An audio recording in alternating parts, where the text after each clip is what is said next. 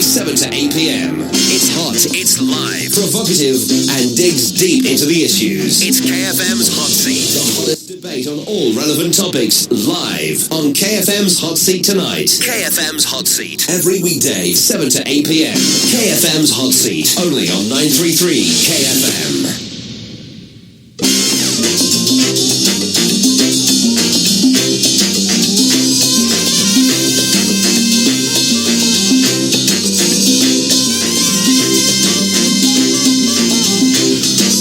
Happy Labor Day, Uganda. Good evening and welcome to the Hot Seat on 933 KFM.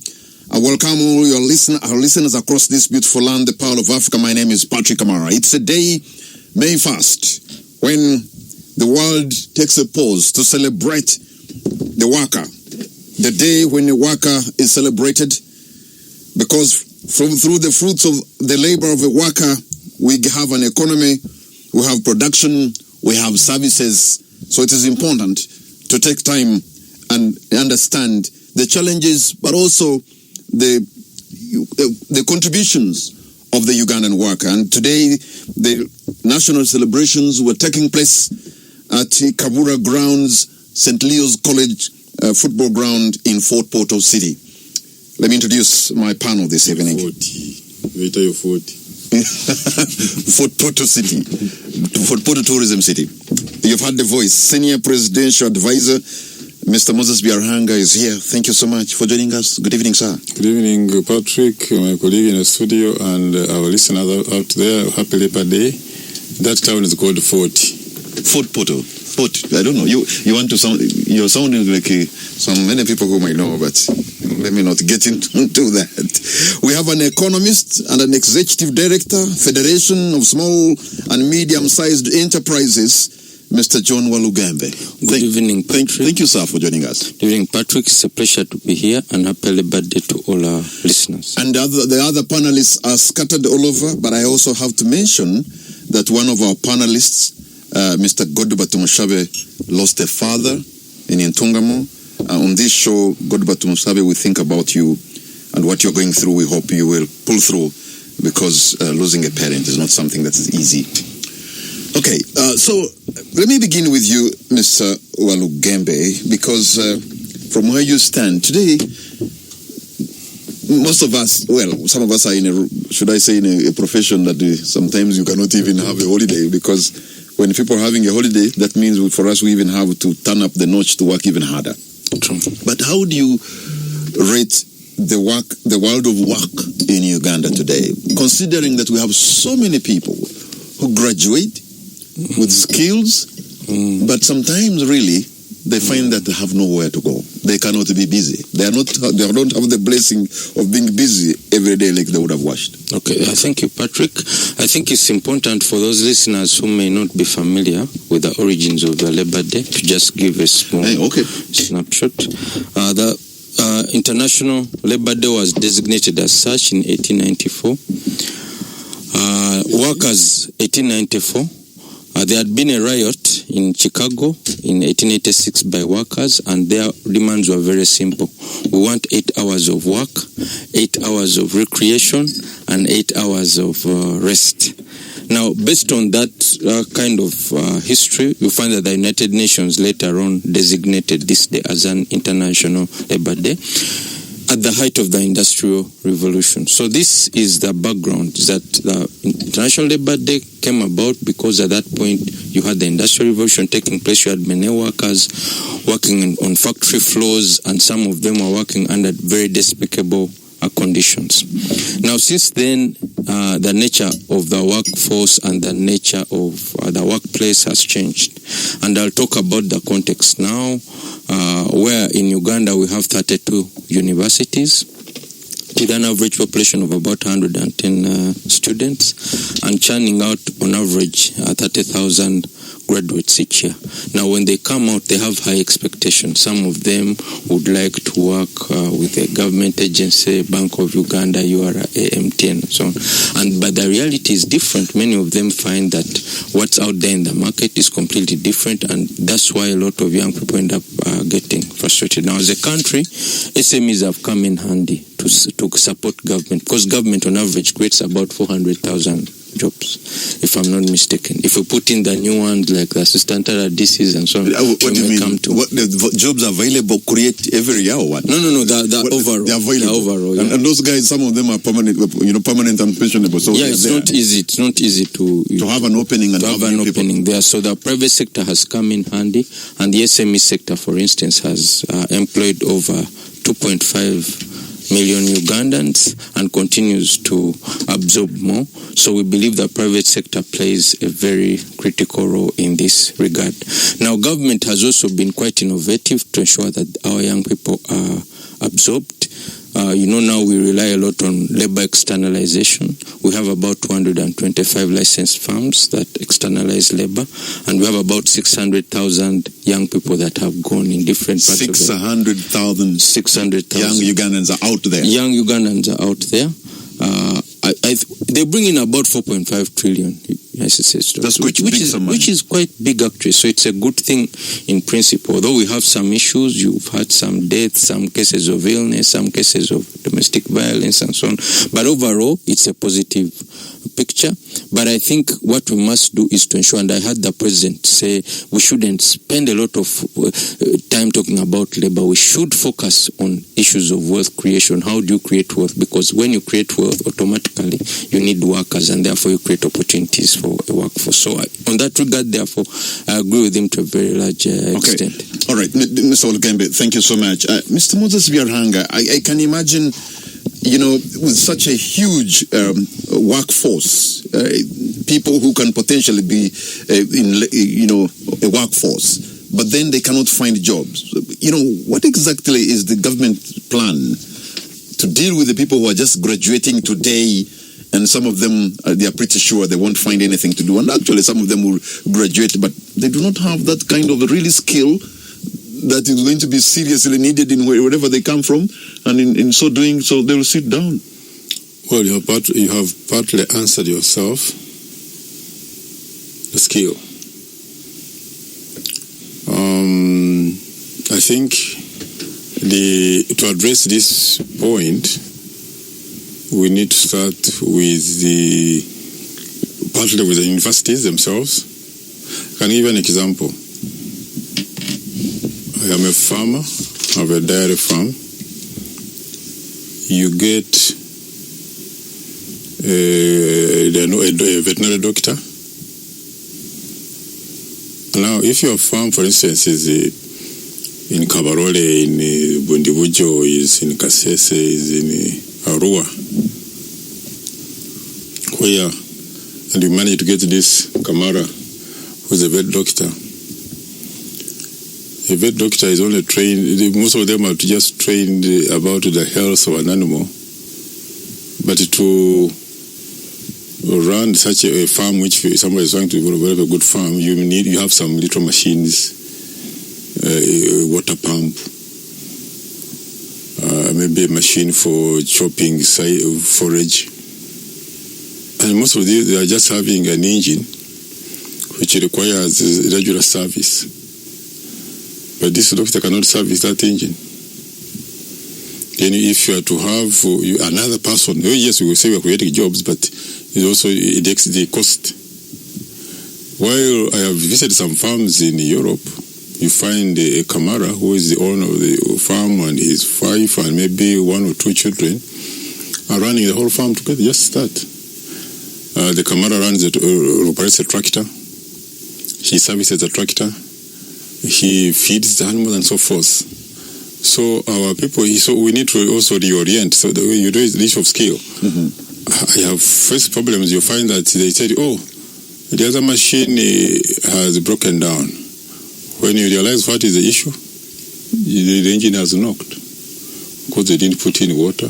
They didn't service it. They didn't service it. They didn't change oil at the right time, and so on and so forth. So So the universities need to if tomorrow I met the head of the vet department or college at Makerere or any other, I would say, please, you need to reorganize the course to include some of the other, because learning how to service a tractor, for instance, or even operate it, and service an engine or a water pump, it doesn't require too much of a veterinary doctor that you will have enlarged his course by so much. And then you find some of them even cannot do AI, artificial insemination, a training which takes about 3 weeks at Greek. For them, they already know the other parts of the animal. So Mr. Biaranga, you're saying much lesser time. You have to keep honing your skill, adding a little bit here and there. You have to keep, No, you need to orient education to serve the labor sector.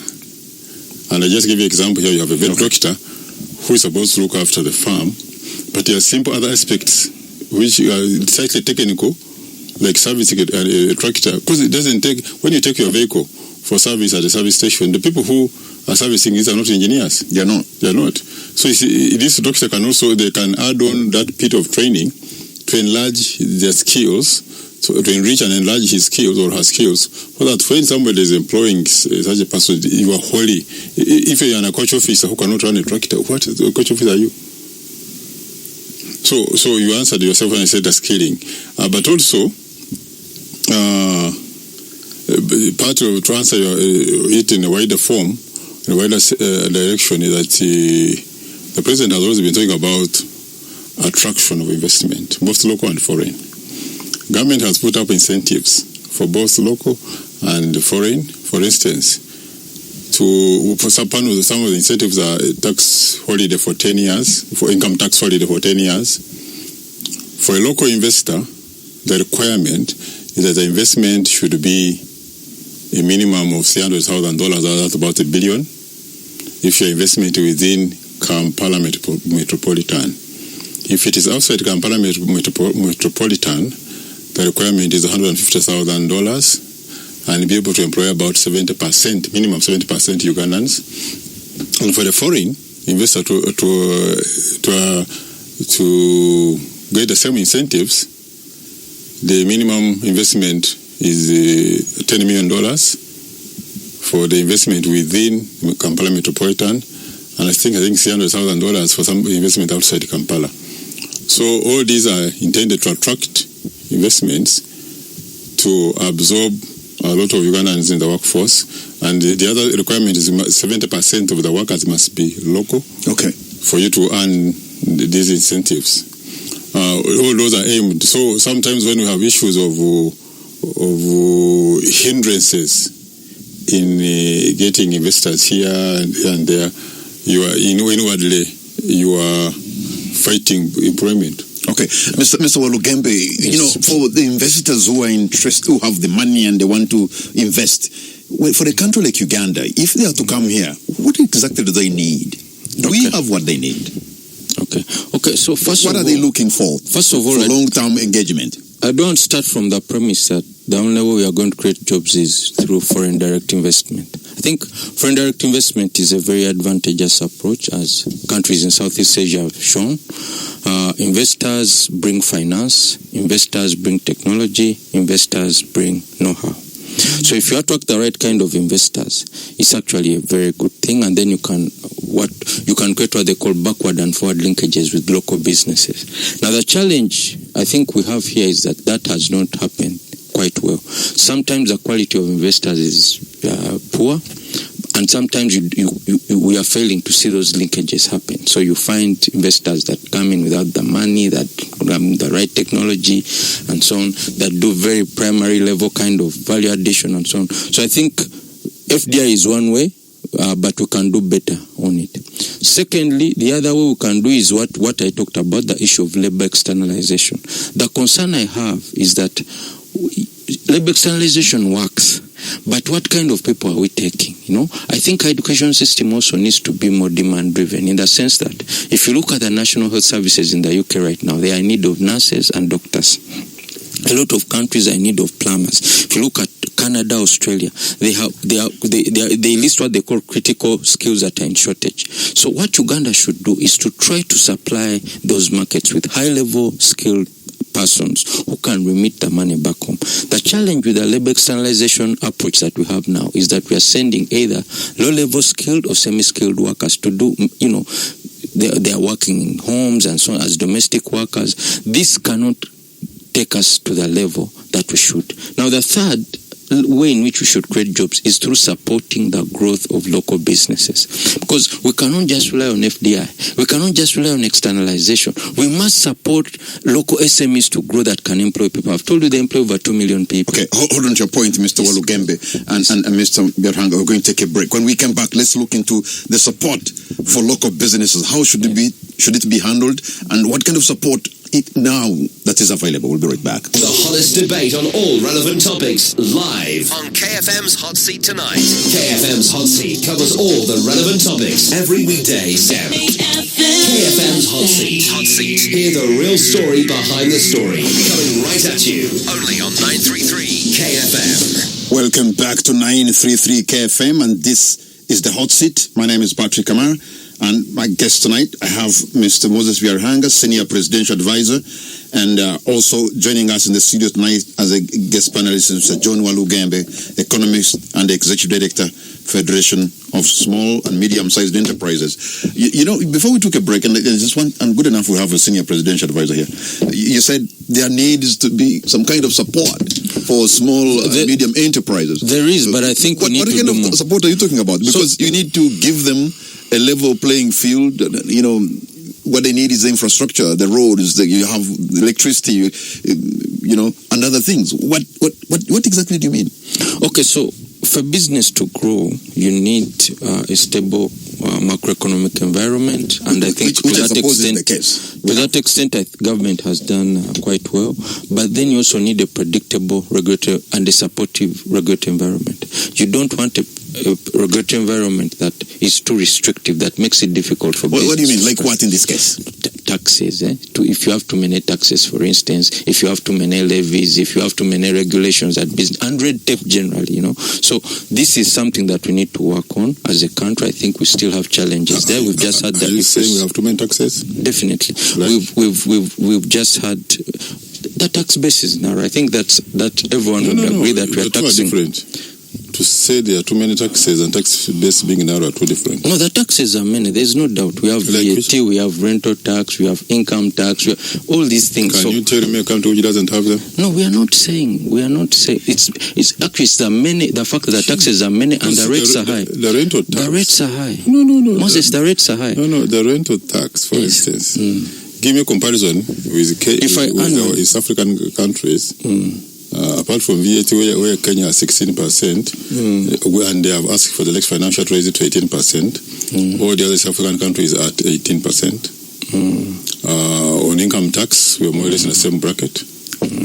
Rental tax is charged to those who rent out premises as a part of the income tax for that particular business, and so on and so forth. So when you say the taxes are too many, because if I don't have a building which I rent out, I don't pay rental tax. Moses, I don't want us to go into a tax argument. I'm simply saying that the tax burden on businesses in Uganda is, at least that's the perception. We've just had this discussion on VAT and so on. We can educate them. Is one of the lowest. We can. The tax burden. Well, that's debatable. That's debatable. At least what is the fact that we know is the Ugandan trader now has so many complaints regarding. Not just the trader, businesses they're unhappy. They're unhappy. They definitely wouldn't strike if they were happy. Well, I'm not running a business at the moment, but I'm sure it's either the rates or the number of taxes or the approach. But they feel it's too much. The taxation regime for them is not working, and that's we why can give them all these academic arguments. But if that's what they feel, maybe there was also an argument that they have been evading, especially VAT. That's a fact. Now that URA has come to enforce it, they are finding it as a burden. But Moses, you can't make an accusation. It's a blanket accusation. I said maybe, which is also true. Yeah.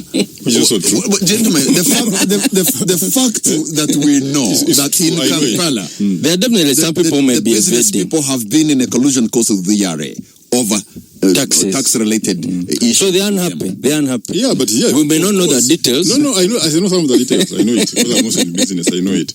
I know there has been under declarations. Let me give you an example. If you go downtown here, most of those plazas, you'll find that a shop is rented on average about 2 million shillings a month. But when a tenant pays the landlord gives him or her a receipt of about 500,000. And in doing so, and if they said, but I paid you 2 million, said, no, it's okay. But nobody's going to chase you away. You take that receipt. That happens. Yeah, that's true. So now, if the system is saying, you, the landlord, give this tenant an increased invoice of how much he has paid. And this tenant, suppose if you give him 500,000, that's what he will file. That his rent was 500,000. Otherwise, if he files 2 million, why do you give him 500,000? There's be a problem. And then part of the strike has been the owners of the plaza saying, this thing is going to expose us because they have been evading. That's what I'm saying. There has been tax evasion, but the system is coming in to say this has to have equity. Okay, but Mr. Olugembe, there's definition tax. I just want to touch on the rest so that we don't get lost into the tax discussion. So there's the issue around the regulatory framework, which might include taxes, which might include general red tape, general requirements, and so on. There's the issue of markets. There's the issue of financing. The cost of financing here is high. There's no doubt it's above 20% from a commercial bank. If you go to a microfinance institution, it's even higher. Then you have the issue of skills. The young people that you get, are they ready to work in the business, or you need time and resources to train them? So these are some of the constraints. And what we are saying is, let's very clinically address these constraints because it makes it easier for people to start and grow their businesses. What we are seeing in this country now is that the number of informal businesses is increasing, not decreasing. Okay? And URA has published statistics that show that the businesses that are paying taxes, the amount of money that an individual business pays on average is reducing. So a business that paid $1 billion 2 years ago is now paying 300 million. So we must have this discussion to understand why is it that businesses are struggling or they appear to be struggling. Because at the end of the day, if you want to create jobs and you want to create a conducive environment for labor, businesses themselves must be strong. Okay, if the businesses thrive, Moses, then employment will be there. And you, in your other life, you're also a businessman. But the fellow businessmen think it is not. They cannot say the businesses are thriving in Uganda today. Your response to such? I agree when you say that the interest rates for the business sector, especially trading, is high. That's true. And even the other day, the president, on Monday, when he was in Nairobi, for that, the World Bank conference, one of his criticisms he made to them was that you never avail, the World Bank never avails money for lending the private sector. They're only interested, and the private sector is the center for growth. But that notwithstanding, in the case of Uganda, at least for the manufacturing and some of the service sector like hotels, tourism hotels and so forth, government has struggled to raise money under UDB to ensure that such sectors can get cheap capital at not more than 12% annually with a good grace period. So UDB has been laying out some of those sectors for manufacturing and some service sectors like hotels. For trading, our government has not availed funds for that, unless one is going to do export. We are looking at getting some export fund so that to help those interested in investing in export to expand or even start, but not for importers, because importers drain our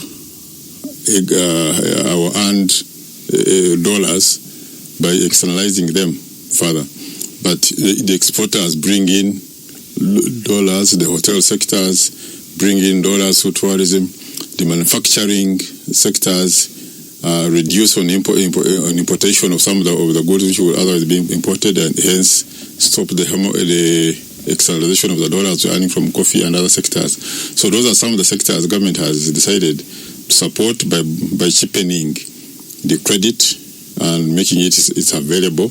So every year in, year out, you hear government capitalizing UDB, and they also still have the agricultural credit fund under the commercial banks intended to promote investments in agriculture at a low interest rate.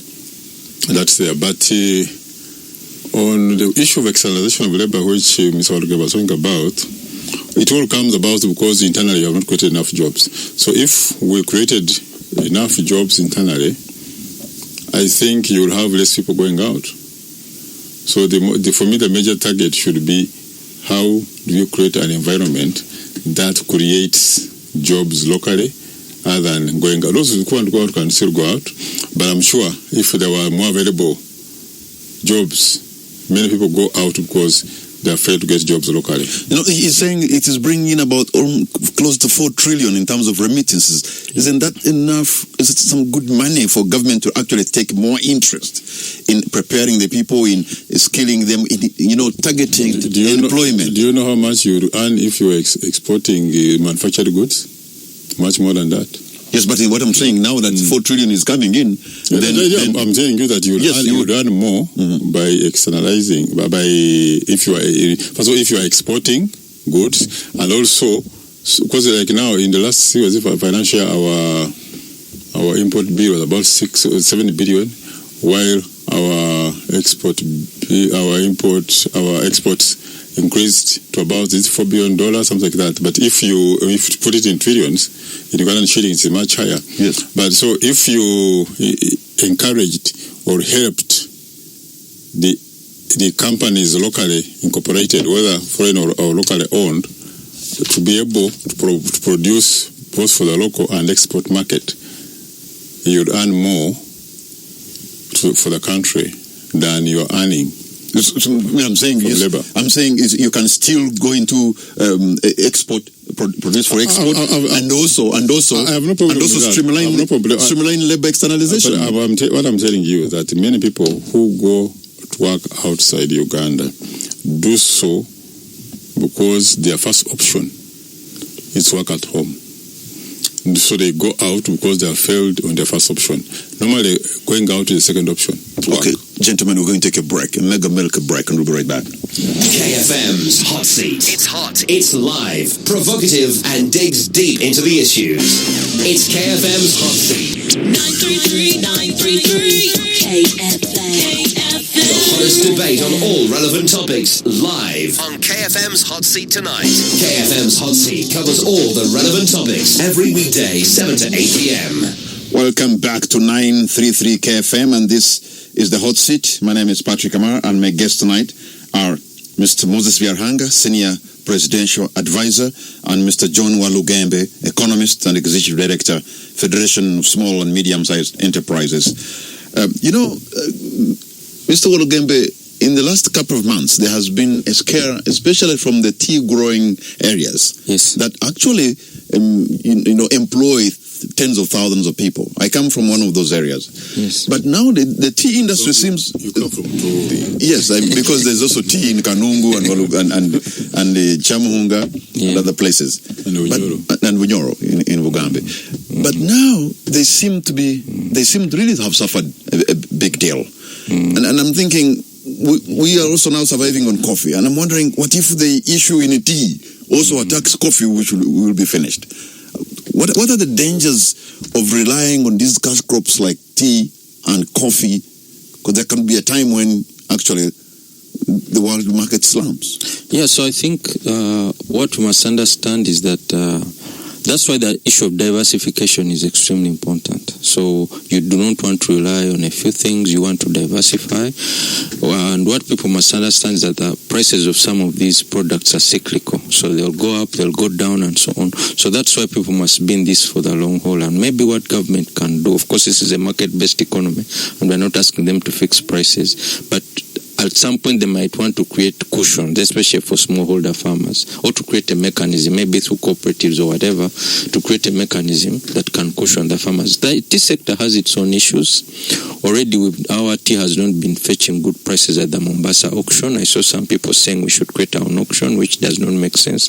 It's very expensive, and creating our own auction would not have solved the underlying problem. So if you take your shirt and it's not well done to the market and they give you a low price, and then you say, I'm going to set up my own shop, it does not change the customer's view of your product. So I think what we must do is to learn from Rwanda, especially in the tea sector, what they've done, because their tea fetches the highest price at the Mombasa auction.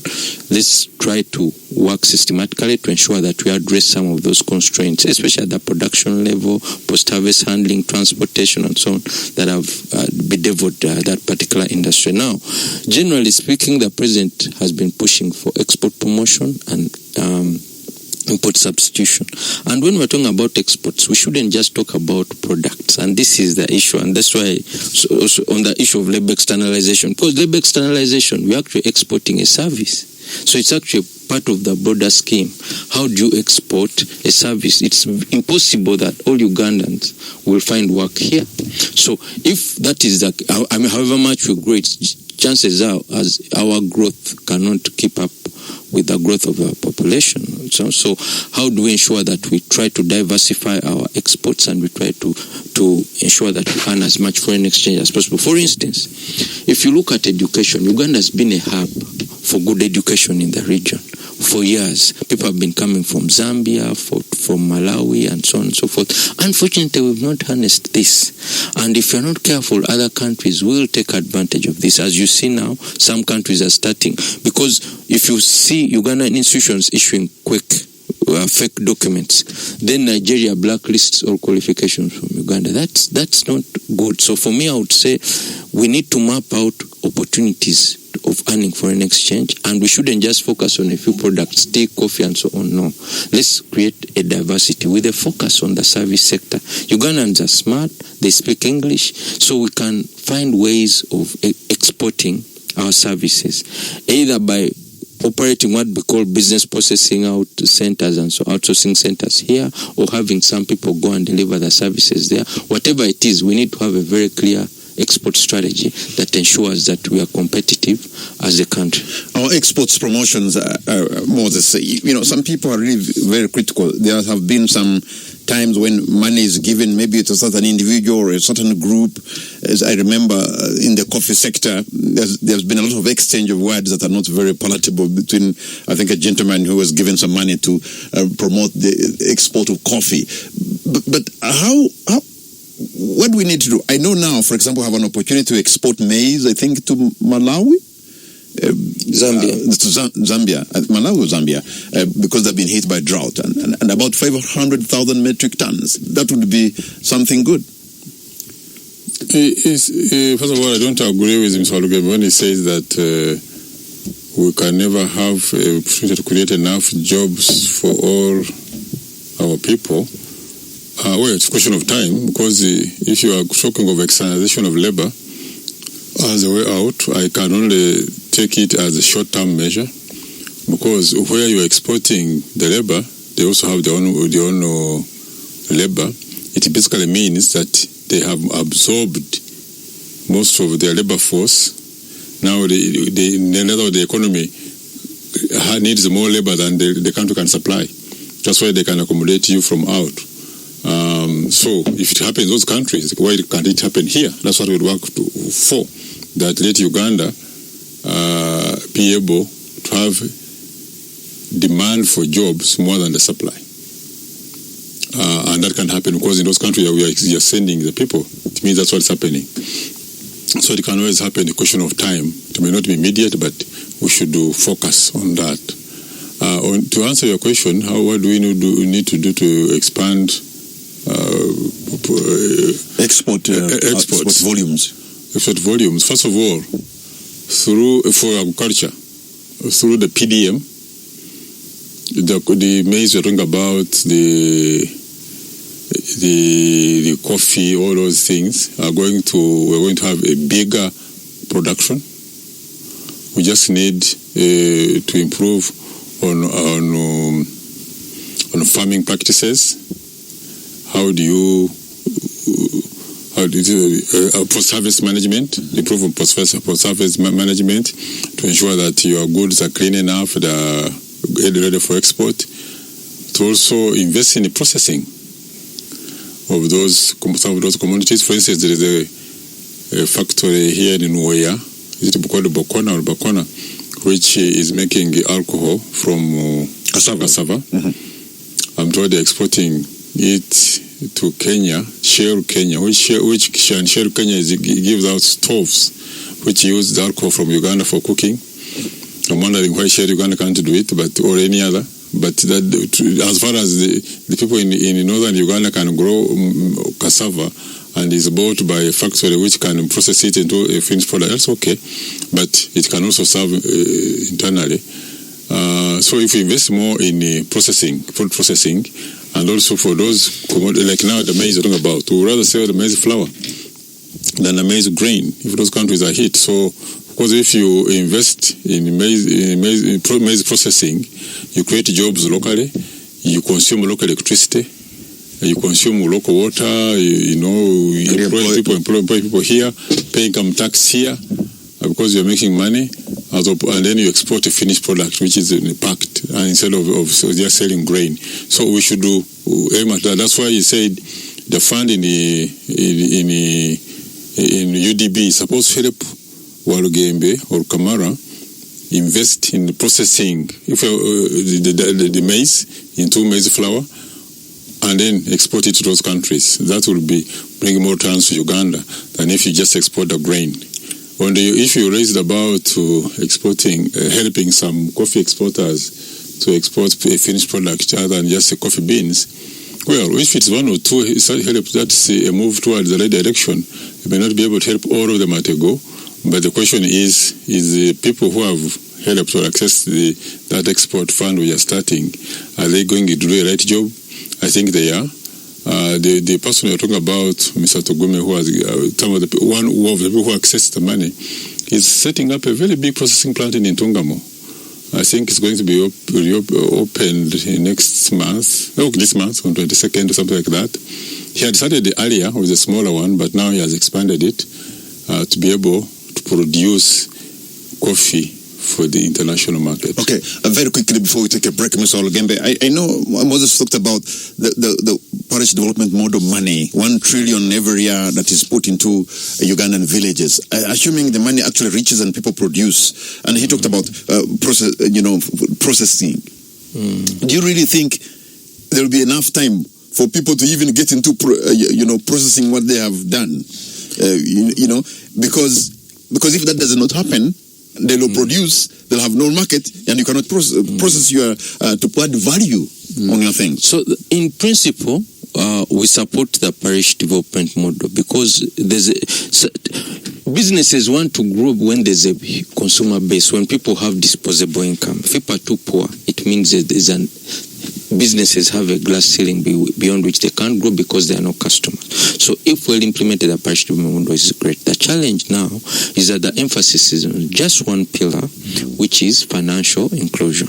Now there's a component on agro-processing. I think there's need for government to also focus on these other pillars because they're self-reinforcing. If you just focus on the money, it means that the whole model collapses, in my view. And that's why you need to talk about supporting SMEs, supporting these groups to set up small value addition, small scale industries. Let's have fabricators fabricate small machinery to add value.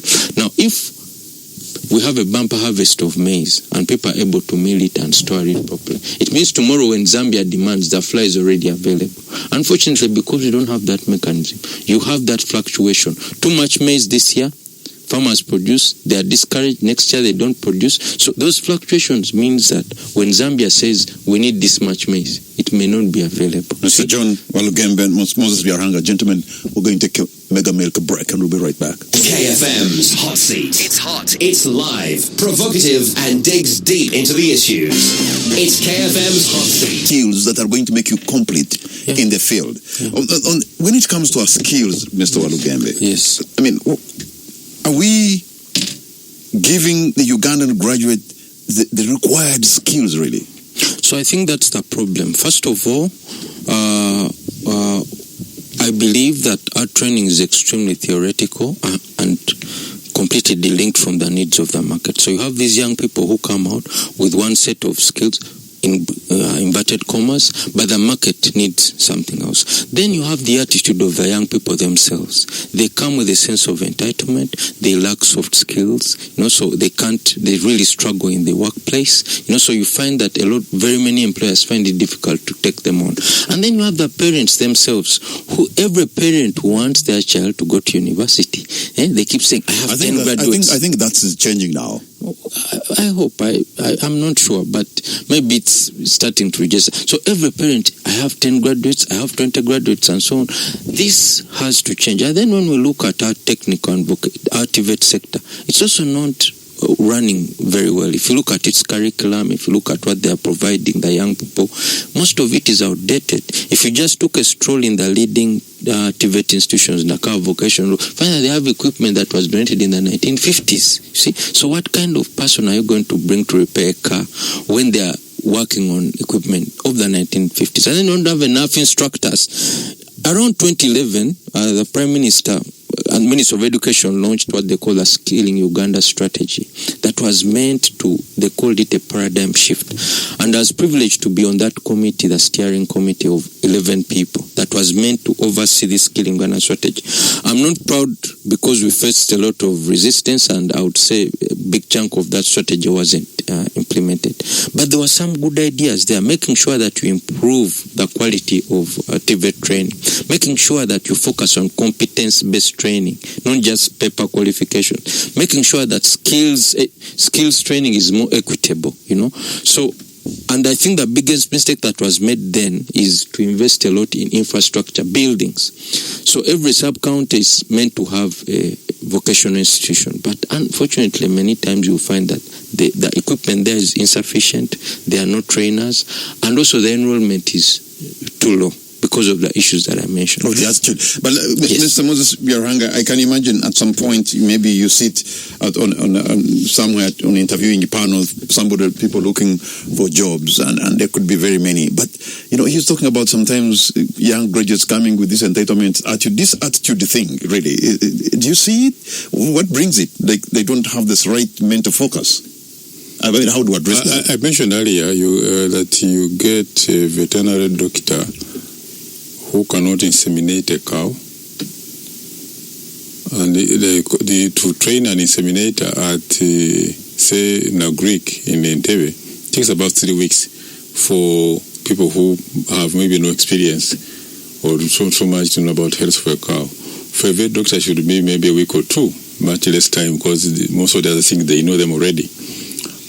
So this same doctor cannot service a tractor which is required at the farm to provide feeds for the cows and so forth. So yes, so you need to reorient some of the courses to suit the market. There's no doubt about that. But also through the promotion, the president has been now promoting the teaching of sciences.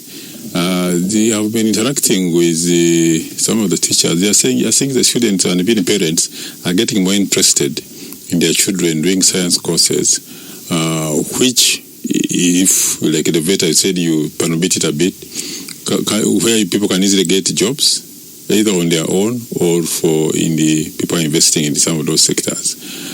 But if we are going to teach more, to graduate more historians, more people knowing in psychology and other courses, it becomes difficult to get them jobs.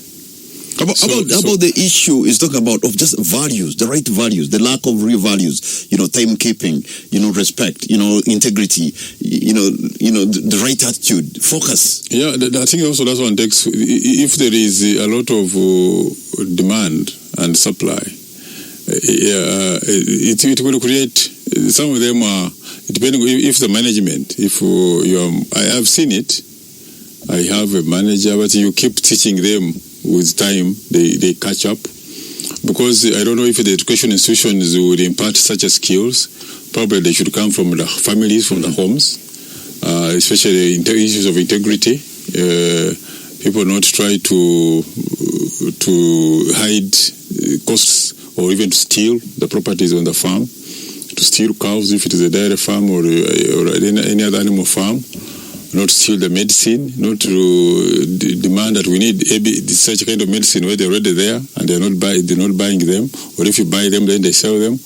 We have had these experiences. So issues of integrity, yes, I think the basic teacher of integrity is the family. Mm-hmm.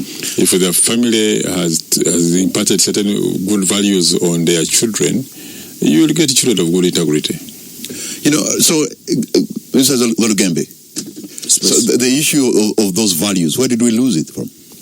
This thing we have called of people coming with an entitlement, self-entitlement kind of stuff. What Moses mentions is extremely important, the family. I think because of the economic pressures, you see that a lot of families are neglecting the role of raising their children to third parties, to house helps, whom they don't even pay a minimum wage, you see. So the parents leave at 4 a.m., they go, they leave their children with the person, they pay 50,000 shillings, and they come back at 11 p.m. in the night. And they believe that money will compensate for their lack of presence in their children's lives. I think this is something that we ought to emphasize. The Ministry of National Guidance, in my view, should place more emphasis there.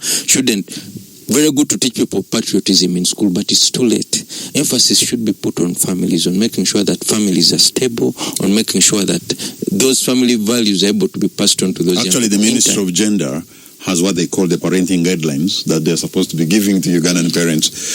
But gentlemen, as we try to come to the end of our program this evening, Mr. Olugembe, what's going to be your concluding remark? Well, I just want to congratulate all the workers out there on this International Labour Day.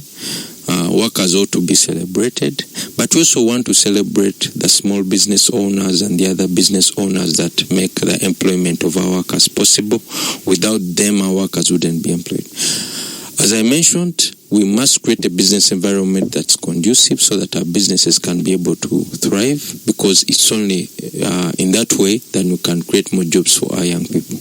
Mr. Olugembe, thank you very much. Mr. Moses Byarhanga, what's going to be your concluding remark? My concluding remark is that on this issue of the skilling you Mr. Olugembe, and you raised, the last 2 weeks, including this one, the status controller, Jane Wareche, has been moving around the presidential industrial hubs. She started, I think, in Teso, went to Karamoja. Yesterday they were in Kayunga. They are concluding this way, by the end of this week, by Sunday.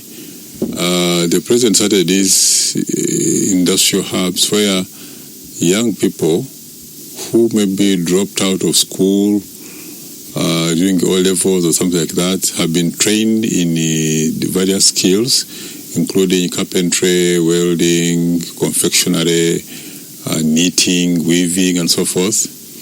To be able, these are because our people have been going for the university courses, plumbing, but these, I don't know how they refer to them, the intermediate people you need. If you cannot have a good doctor without a nurse, you should say, everybody is going to be a doctor, but where are the nurses? So if you have an engineer, but you need a welder, you need all these kind of things, the carpenter and so forth. So that skilling, giving people those kind of skills in carpentry, in welding and so forth, is going to help. So we have almost over the 18 or 20 industrial hubs. I think that at average they have about 300 people every semester, 6-month semester. So they are now graduating the first cohort of intake. They are going to take on new ones. So every year they will be having 2 cohorts. So this is also going to help in having people skilled in our villages and areas, rural areas, to help in the skilling and imparting skills on the young people who can either create jobs for themselves or be employed by others. Mr. Moses Biarhanga, Senior Presidential Advisor, thank you so much for your submission. Mr. John Walugembe from the Federation of Small and Medium-Sized Enterprises, thank you, sir. And you, the listener, I want to thank you for the privilege of your company tonight, and for all of you, the Ugandan workers. Tonight, we celebrate you for the difference you create. Good night and God bless Uganda. The hottest debate on all relevant topics, live on KFM's Hot Seat tonight. KFM's Hot Seat covers all the relevant topics every weekday, 7 to 8 p.m. The K-Zone. Creating connections and mending hearts. Monday to Friday, 8 p.m. to midnight. Only on 933 KFM. With good equipment, because the new ones usually have